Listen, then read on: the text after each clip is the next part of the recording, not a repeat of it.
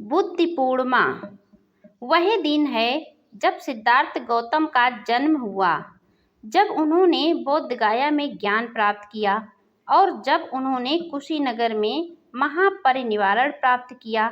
यह केवल एक त्योहार नहीं, बल्कि आत्मबोध, करुणा और शांति की सर्वोच्च प्रेरणा का दिन है।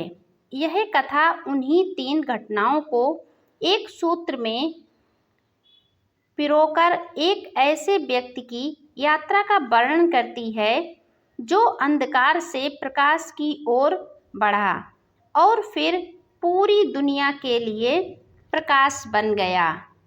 अब सुनेंगे बुद्ध पूर्णिमा की संक्षेप में पूरी कथा। इसे अंत तक जरूर सुने। लुम्बिनी वन में वैशाख पूर्णिमा की रात थी। आकाश तारों से भरा था, वातावरण सुगंधित था और सब कुछ दिव्यता से परिपूर्ण लग रहा था। रानी माया अपने मायके जा रही थीं और यात्रा के दौरान अचानक प्रसव पीड़ा शुरू हुई। वहीं उन्होंने एक सुंदर पुत्र को जन्म दिया जो बाद में सिद्धार्थ कहलाया। जन्म लेते ही बालक ने 7 कदम चलकर कहा, मैं अंतिम जन्म में आया हूँ, अब मोक्ष प्राप्त करूँगा। यह सुनकर सभी विस्मित रह गए।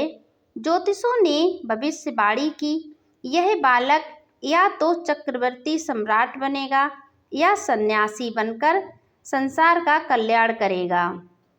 राजा सिद्धोधन ने निर्णय लिया कि उनका पुत्र कभी संसार की पीड़ा न देखे, ताकि वह सन्यासी बनने का मार्ग न चुने।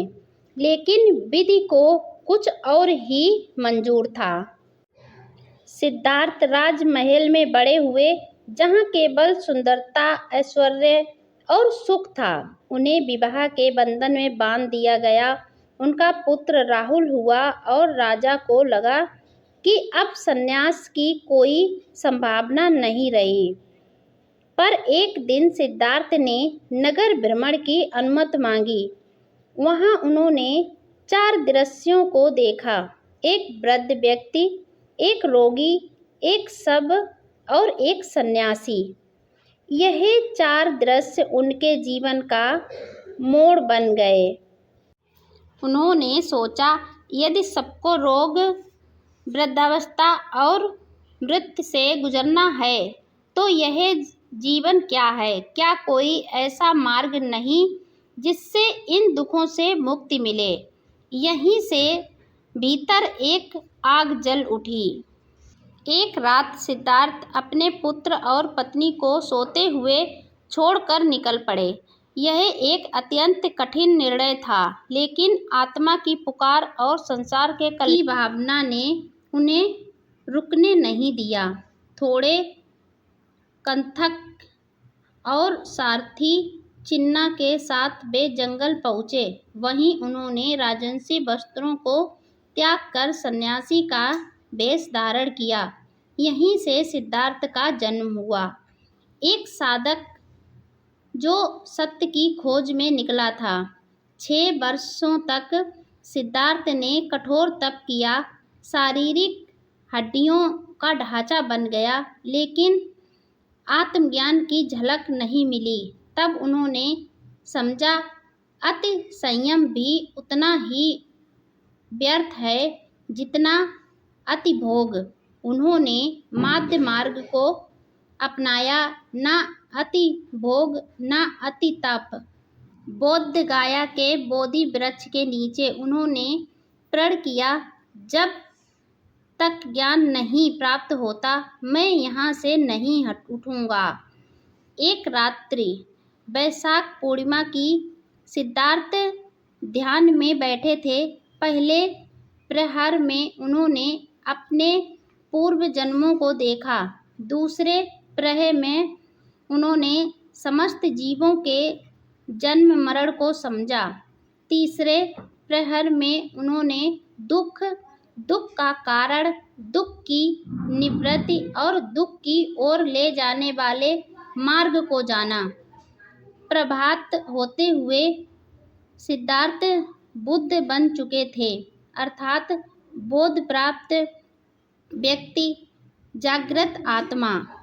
बुद्ध बोध गया से सारनाथ पहुँचे। वहीं 5 तपस्वियों को उन्होंने धम्म का पहला उपदेश दिया, जिसे धम्मचक्र प्रवर्तन कहते हैं। उन्होंने बताया कि दुख जीवन का हिस्सा है, लेकिन उससे मुक्ति संभव है यदि कोई अष्टांगिक मार्ग अपनाए। यह मार्ग था साम्य दृष्टि, साम्य संकल्प, साम्य वाक्य, साम्य कर्म, साम्य जीविका, साम्य प्रयास, साम्य स्मृति और सम्यक समाधि। धीरे धीरे हजारों लोग उनके शिष्य बनने लगे। उनका धर्म समाज, जाति, लिंग, वर्ण हर बंधन से ऊपर था। बुद्ध के जीवन में अनेक करुणा से भरे प्रसंग हैं, जैसे अंगुलीमाल को परिवर्तित करना, महामोगलन के परिजनों को नरक से मुक्त कराना, या एक दुखी माँ को समझाना कि कोई भी मृत को वापस नहीं ला सकता। एक दिन एक महिला अपने मृतक पुत्र को गोद में लिए बुद्ध के पास आई। उनसे प्रार्थना की, मेरे पुत्र को जीवित कर दो। बुद्ध ने कहा, ठीक है, पहले मुझे ऐसा सरसों दाना लाकर दो जो ऐसे घर से हो जहाँ कभी कोई मरा ना हो। वह महिला पूरे गांव में घूमी, लेकिन हर घर में कोई ना कोई मृत था।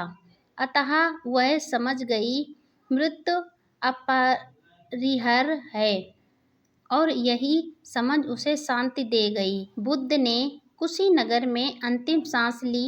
उनके अंतिम शब्द थे, सब वस्तुएं नाशवान हैं, आलस्य ना करो, सजग रहो।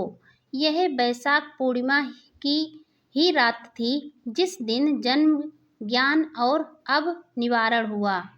शरीर मिट गया, पर बुद्ध का धम्म और करुणा आज भी जीवित है और रहेगा जब तक लोग दुख से मुक्त चाहते रहेंगे। बुद्ध पूर्णिमा केवल उत्सव नहीं, वह आत्मबोध की पुकार है। वह कहती है, जागो, सत्य को देखो, स्वयं को बदलो, करुणा, ध्यान और संयम से जीवन को श्रेष्ठ बनाओ।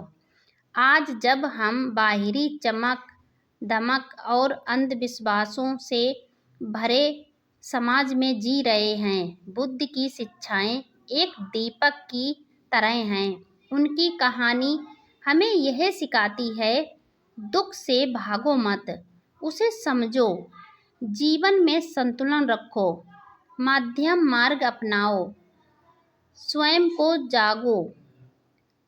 आत्मबोध ही वास्तविक बोध है।